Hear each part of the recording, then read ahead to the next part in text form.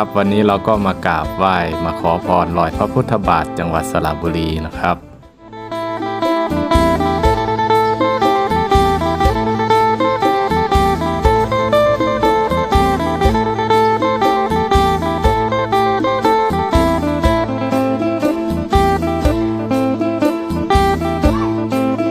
เราก็เข้ามาด้านในแล้วนะครับก็จะมาเจอรอยพระพุทธบาทนะครับด้านในก็ขออำนาจสิ่งศักดิ์สิทธิ์จง